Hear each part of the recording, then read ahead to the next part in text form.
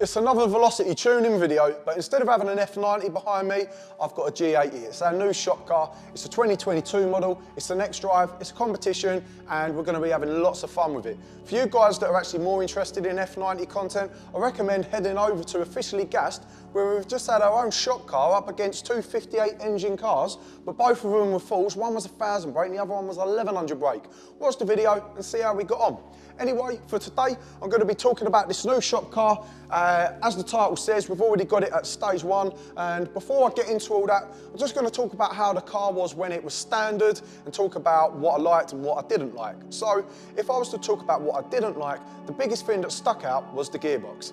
At full throttle, the delays were so big between the shifts that I felt like the weight coming off of the seat as it was shifting. I didn't like that, so the first thing I tried was to put a CS flash on. The CS flash was definitely better, but the shifts were still quite pronounced and delayed. Put XHP on, used the stage 3. I'm now really happy with the gearbox. It shifts a lot nicer. The other thing that I didn't like with the car was the fact that they keep putting P0s on them. These P0s can barely handle the power of this car standard. I'm wheel spinning when doing a launch control. So we're going to be swapping those out for some 4S tyres, but P0s and BMW, that's a relationship that needs to come to an end.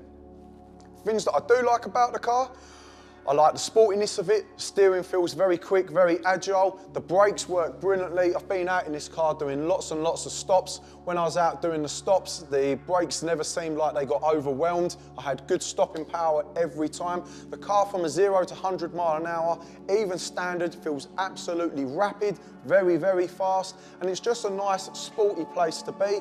I'm used to M5s, I'm used to them being a bit bigger. I'm going to say luxurious as well. When it comes to these, they're a lot more sporty. They've got all the gadgets, but you know, you feel like you can have more fun in the car. It feels more playful.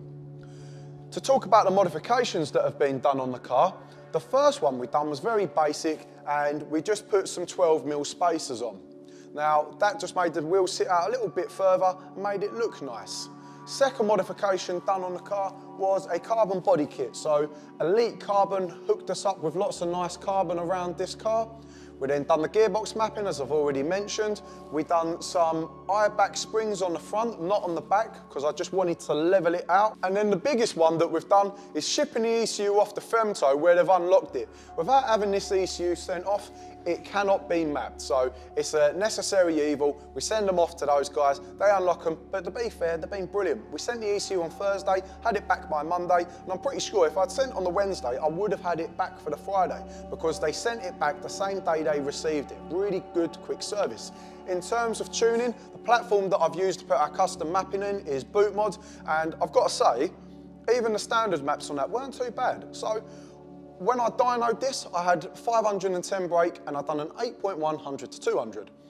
When I loaded up the BootMod OTS map, I got a 6.9 100 to 200 and I was running 650 brake. So huge improvement, and it felt much more sporty. The shifts felt even faster than they did with just the XHP alone.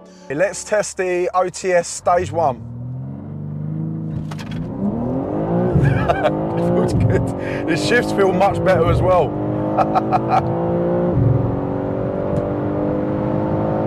Going over the custom mapping, we've now got it set up so that we're running 690 brake, and we've dropped that 100, 200 even further down to a 6.1, because throughout the mid-range we're coming on the power and we're holding it.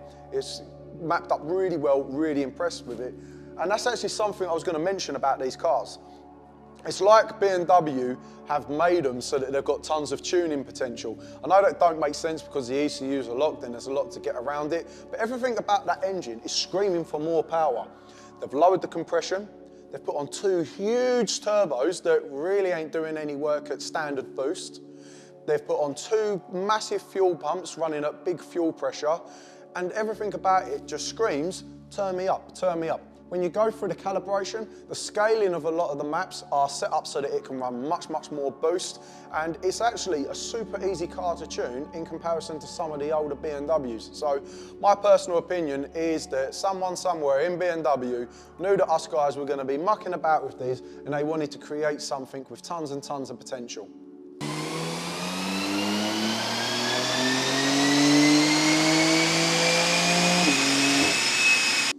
When it comes to the tuning side of things, the data logging on these cars is exceptional. For you guys that are interested in tuning, you're going to find that one of these standard is running around 16 PSI of boost. When we're tuning them, for cars that are stage 1, I've never seen a BMW that runs as much boost as this. A lot of us are pushing quite aggressively on the boost side of things.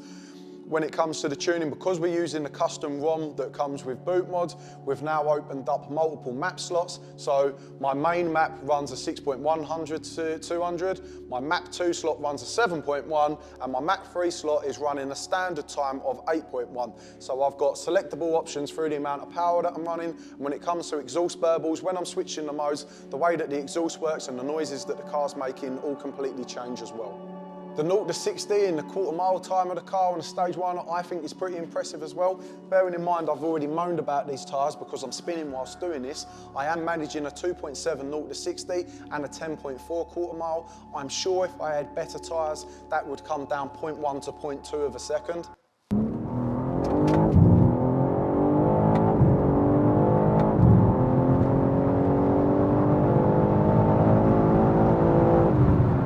I am a man for gadgets, and this car does have some cool gadgets on it actually. So one of the first things I really like is you can use your Apple ID as a key on this, so you don't actually have to carry around a key with you no more on this car. It's one of the first people to see to do that was Tesla, but it's pretty cool to see it on the BMW. We have a boost gauge that I'm going to show you guys now. And we have a drift mode where it rates your drift, which you can also see on the screen now. Not too sure about the drift mode. I personally think it's really cool, but I also think there's going to be a load of written off cars because, like mine, I haven't done any drifting in it yet, and I sort of feel like I need to put 5 stars on it, and if I don't, that I'm sort of like not driving the car properly or something like that. So I can imagine a lot of people are going to go out there, go out skidding the car, get themselves into a right old mess and smash up the car. So drift analyzer, good for people that can skid, maybe not so good for people that can't skid but want to have the stars showing on the dash.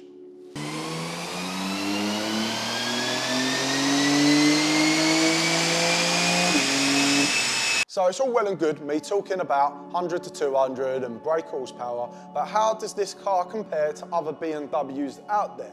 Well, a 6.100 to 200 will beat a stage 2 F10 M5. A 6.100 to 200 will be a stage 2 S55 M3 or M4, and it will pretty much run the same as an F90 M5 on a stage 1, at least one of mine. The 100 to 200s that this car is doing are similar to what I'm getting with the F90 M5s as well.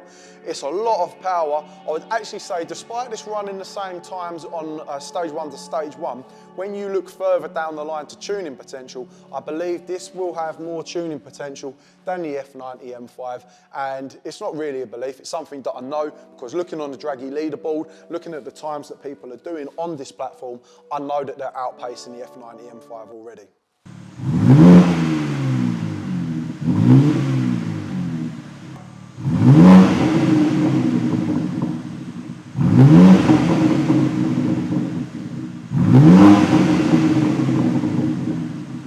Personally, I'm still a massive fan of the F90 M5. It's my favourite car. I adore them. And even if this car is going to run half a second faster or whatever it's going to be, I still personally prefer to be in the F90 M5 because I just like everything about them.